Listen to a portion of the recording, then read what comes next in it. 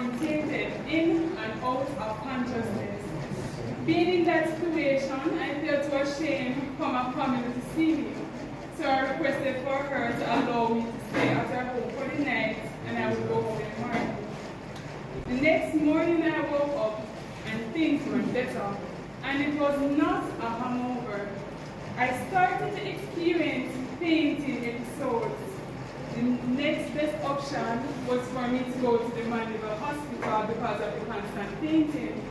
When I got to the hospital, things got worse. I started to experience severe panic attacks. And because of the commotions I was creating, I was seen immediately by the doctors. So they started to ask questions like, what day was it? Does anyone in the family struggle from severe mental illness? And other questions that I thought weren't helping my situation. I then broke down in tears when the doctors told me they were going to admit me in the psychiatric ward for schizoaffective disorder. In Jamaican terms, I would have been labeled as mad. After the doctor left, my former best friend stood there and comforted me by saying, it's going to be okay. In the same minute she laughed and she said, you're officially a psychiatric patient. In other words, you're officially a man or woman. Said about friend. Being so confused, that was the moment I decided to reach out to my family. I later understood the enemy will send persons into your lives to gain your trust and use them to destroy you. You see, within a few weeks, I progressively got worse. Along with experiencing fainting episodes and severe panic attacks and anxiety, I experienced severe depression. I started hallucinating and I started hearing voices. It reached a point in my life where I just couldn't take it anymore. Schools rejected me. I couldn't keep a job, and I couldn't stay by myself because I didn't want to be alone with the thoughts in my mind. This was not the case, but to my family, I felt like a burden and a disappointment. I was so depressed, I was broken, I was wounded, I was tired, and I was drained. It reached a point where I got extremely suicidal. You see, as I listened to the voices in my head, it got loud and forceful as it dictated to me to end my tormented life. I would attempt to jump out of moving vehicles or walk in the road when a vehicle was approaching. The most serious attempt that I made was after writing a suicidal letter to my loved one. I overdosed on the same psychotropic medication. I then called my mother and told her what I did, and she rushed home and chartered a taxi to take us to the hospital. I was in and out of consciousness. I'm not going to make it, I whispered, as I thought this would have not been another attempt, but this time I would have been successful. But thank God we arrived at the hospital just in time. You see, it was through battling with mental health, I recognized how much it was stigmatized and discriminated against. People living with mental health conditions face discrimination as they experience barriers in looking and keeping a job as well as acceptance to school. I could have waited for society to validate me. But if I did, I would not have been where I am today. People with stigma are devalued and rejected by society. Although mental illness was a barrier for individuals who are ambitious and want to go back to school and get a job, I didn't let that stop me. I tried going back to various schools to complete a course in early childhood, but due to my illness, I was told not to return to the institutions. After being rejected by 2 different institutions 2 years later, I pursued a career in practical nursing, and the same community members who were in my class, they went ahead and told the principal, teachers, and students about negative things of me and what to expect.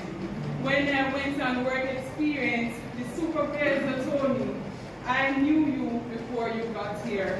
As persons went ahead and fed them with negative expectations I remember I finally got a job at a store, and while I was on my lunch break talking to my mother, a lady approached and she asked, "How is your daughter with you?" And although she didn't recognize I was the one standing right there, I immediately knew she was asking, how was her daughter that had gone mad? And then it hit me. I was no longer seen as who I am and identified as Shanice, but rather as Mumsy, my daughter. So despite trying to achieve something in life, it felt like society still was expecting the worst of me. I am talking about the discrimination and the stigma attached to mental illness. Although I'm sharing some of what I've been through, I want to encourage someone that no matter what we face in today's society, there is still hope. Do not let society dictate who you are and who you are supposed to be, because there's purpose in each and every one of us.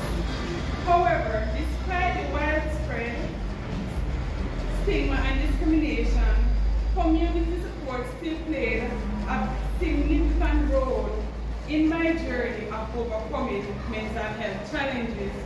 The church, through Apostle Williams and Pastor Daly, prayed and fasted with me, which was instrumental in my recovery. Glory be to God. And my family, especially my mother, Audrey Davis, stood by me throughout my journey. Also, the psychiatrists and psychologists at the Mandeville Hospital provided essential care.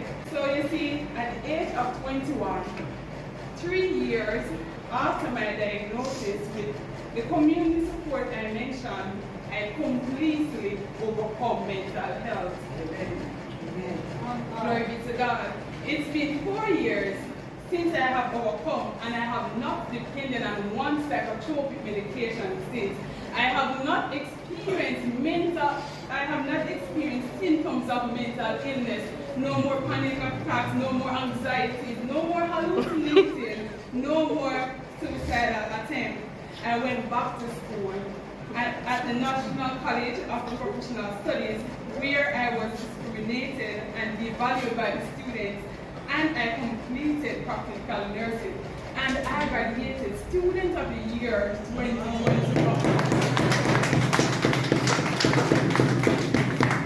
God opened another door, and the same person who couldn't keep a job is working as a community health aide since 2023.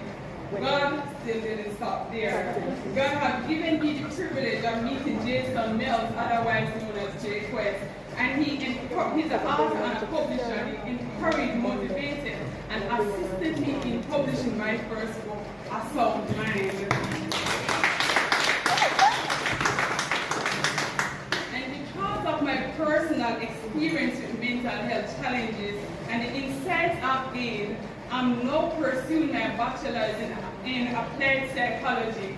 My aim is to support both children and adults in overcoming similar experiences.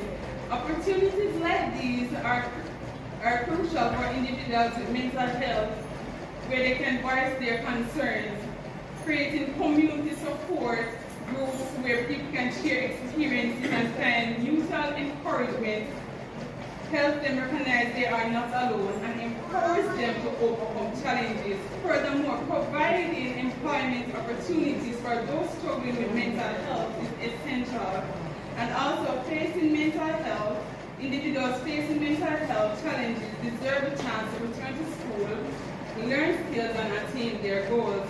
In closing, I want to share a quote with you from my book, and it says, "The beauty of what I've been through is that God is the same mind that the enemy tried to destroy to write this book. God has rescued my mind." Woo!